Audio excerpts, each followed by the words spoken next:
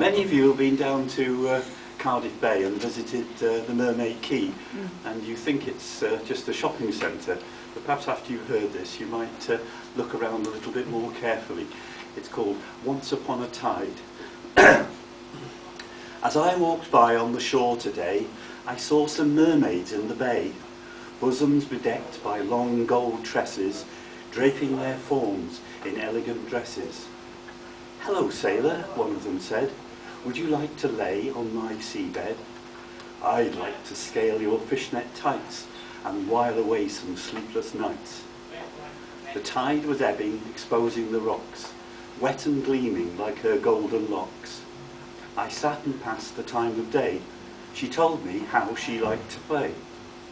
When passing ships came into view, she'd wave her arms and call them too. Her hair would slide across her chest, yielding glimpses of her breasts.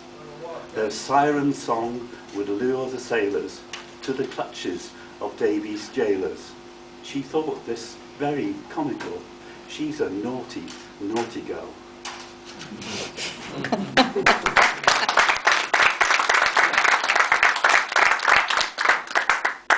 And I've got at least one fisherman in the audience, I think, so I was talking to a friend of mine who's a salmon fisherman. He was telling me all about the life cycle of the salmon, how they find their way up the streams to the spawning grounds, and he reckons it's all done by pheromones. They smell the scent sort of coming down the river, and they decide to go that way and then that way and that way until they get there, and then when they've done their duty up there, they all die and float down again.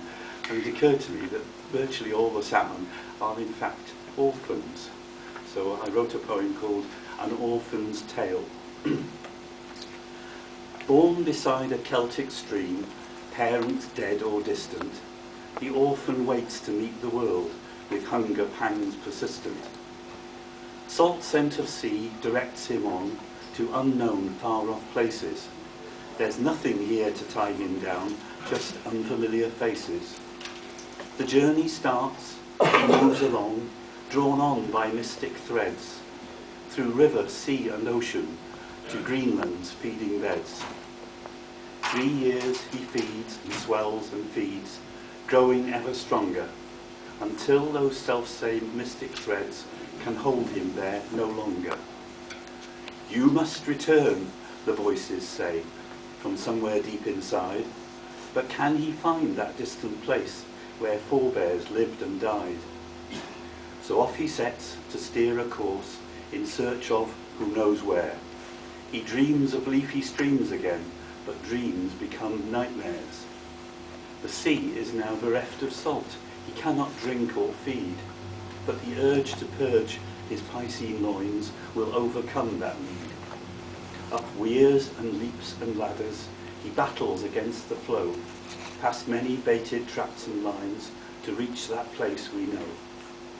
The waiting sands are furrowed and filled with precious seed. He covers them with vital sperm to satisfy his need. Exhausted by the effort, he drifts off down the river, to die a lonely orphan death. His line goes on forever.